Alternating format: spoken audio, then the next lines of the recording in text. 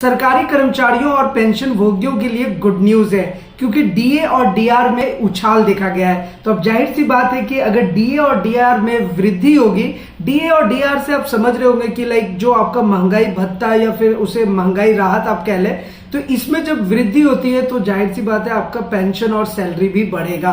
तो क्या है पूरा मामला, सब कुछ मैं आपको स्टेप बाय स्टेप बताता हूं। तो अभी तक आपने ईटीएच इंडिया चैनल को सब्सक्राइब नहीं किया तो सब्सक्राइब जरूर कर लीजिए, बेल आइकन को दबा दीजिए सो दैट ऐसे लेटेस्ट इन्फॉर्मेशन आपको हमेशा मिलते रहे। और आपको तो पता है कि हमारी ये कोशिश रहती है कि हम आपको सटीक इन्फॉर्मेशन, सही जानकारी स्टेप बाय स्टेप पहुंचाएं।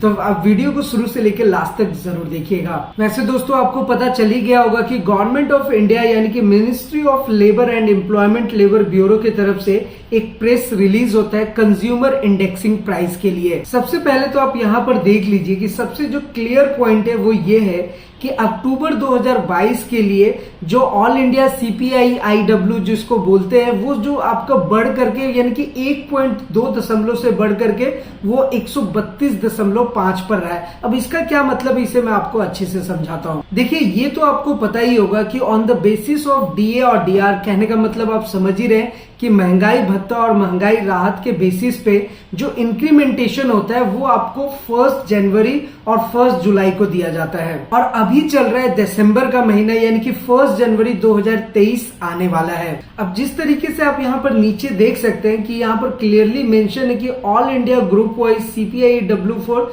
सितंबर एंड अक्टूबर के लिए दिया हुआ है। तो अब ये जो महंगाई भत्ता और महंगाई राहत जो है वो आपको इन ग्रुप्स पे मिलता है, जैसे कि फूड एंड बेवरेजेस, पेन, सुपारी, clothing and footwear, housing, fuel and light, miscellaneous. तो ये जो चीजें हैं इनकी जिस तरीके से महंगाई दर बढ़ती है तो उसकी जो इंडेक्सिंग है वो देखिए यहाँ पर पॉइंट में बताया गया है कि जैसे सितंबर 2022 में 131.9 था तो अक्टूबर 2022 में 133.9 हो गया। ये क्लियरली आप देख सकते हैं। इसी तरीके से ये अलग अलग जो ग्रुप्स है, जो आप जनरल इंडेक्स जिसे हम बोलते हैं, तो जो भी हमारी चीजें जो दैनिक जीवन से रिलेटेड है तो उसके अकॉर्डिंग जो जनरल कंप्लीट इंडेक्सिंग को अगर देखा जाए तो सितंबर में ये 131.3 था, अभी अक्टूबर में कितना हो गया 132.5, जो कि अभी मैंने स्टार्टिंग में आपको बताया। अब क्या है ना कि इसी सीपीआई और आईडब्ल्यू इंडेक्सिंग के अनुसार जो केंद्रीय कर्मचारी होते हैं, सरकारी कर्मचारी हैं या फिर पेंशन भोगी हैं, तो उनको डीए और डीआर दिया जाता है। तो अब on the basis of this indexing अब ये माना जा रहा है कि अभी जो 1 जनवरी 2023 आएगा तो इस इंडेक्सिंग के थ्रू ये समझा जा रहा है कि 4% की वृद्धि हो जाएगी। तो अगर 4% और ज्यादा बढ़ता है तो वो हमारा हो जाएगा ऑलमोस्ट अभी आने वाले नेक्स्ट टाइम पे यानी कि जनवरी में हो जाएगा 42% तक वो चला जाएगा। अब क्या है ना कि यही जो 4% का इंक्रीमेंट होता है तो वो जब 42% तक जाएगा तो जो आपको डीए और डीआर जो आपके सैलरी और पेंशन के साथ मिलता है उसमें अब वृद्धि होगी, तो जाहिर सी बात है कि वहां पर आपका इनकम भी बढ़ेगा। अच्छा यहाँ पर एक चीज आप और समझ लीजिए कि जो सीपीआई और आईडब्ल्यू की जो इंडेक्सिंग होती है ये बिल्कुल मार्केट पे डिपेंड करती है। तो बेसिकली अगर मार्केट में जैसा कि आप समझ रहे हैं कि महंगाई बढ़ रही है तो उसी के अकॉर्डिंग ये इंडेक्सिंग काम करती है। तो जब ये इंडेक्सिंग बढ़ेगा, उसमें जब वृद्धि होगी तो तभी जाकर के आपकी सैलरी बढ़ती है। और इसमें सरकार भी कुछ इंटरफेयर नहीं कर सकती क्योंकि ये सरकार के पॉलिसीज पे महंगाई भत्ता और महंगाई राहत डिपेंड नहीं करता, ये मार्केट पे डिपेंड करता है। तो मार्केट में अगर ये चीजें बढ़ रही हैं तो वो जब परसेंटेज बढ़ेगा तो सरकार को वो पेमेंट करना होगा, क्योंकि यहाँ पर जो आपको इंक्रीमेंटेशन मिलेगा पेमेंट का वो बेसिक पेमेंट पे नहीं मिलता, वो आपके डीए और डीआर पर मिलता है। वैसे यहाँ पर एक इंपॉर्टेंट जानकारी और मैं आपको दे देता हूँ कि जो डीए और डीआर के बेसिस पे जो आपको इंक्रीमेंट देखने को मिलता है,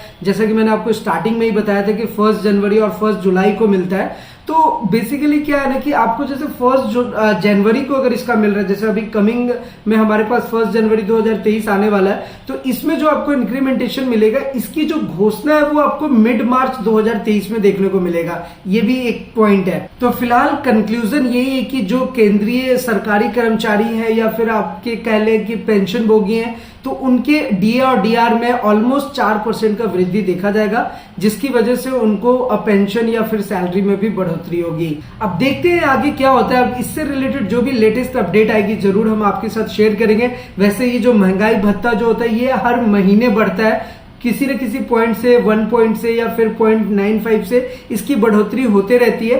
तो ये अप्स एंड डाउन्स जो होता है ये हर महीने होता है और इसका फिर आंकलन जो है वो CPI-IW अपने इंडेक्सिंग के थ्रू करती है। तो फिलहाल जो भी लेटेस्ट अपडेट्स होंगे वो हम आपके साथ जरूर शेयर करेंगे। तो फिलहाल ये जानकारी आपको कैसी लगी नीचे कमेंट करके आप बता सकते हैं। और इसके अलावा दोस्तों हमने ETH इंडिया चैनल पे स्पर्स पेंशन पोर्टल से रिलेटेड, लाइफ सर्टिफिकेट से रिलेटेड बहुत सारी इंफॉर्मेशन आपसे शेयर की है और सारे इंफॉर्मेशन हमने आपको प्रैक्टिकली स्टेप बाय स्टेप बताया है। तो इसलिए अभी तक आपने ETH इंडिया चैनल को सब्सक्राइब नहीं किया तो सब्सक्राइब जरूर कर दीजिए, बेल आइकन को दबा दीजिए सो दैट ऐसे लेटेस्ट इंफॉर्मेशन आपको हमेशा मिलते रहे। तो फिलहाल आज की इस वीडियो में इतना ही, फिर मिलते हैं किसी नेक्स्ट इंटरेस्टिंग वीडियो में। तब तक के लिए सलाम दुआ रकम प्रणाम, सत श्री अकाल, कीप वॉचिंग, कीप स्माइलिंग, अपना और अपने साथ सबका ख्याल रखिए। जय हिंद, वंदे मातरम।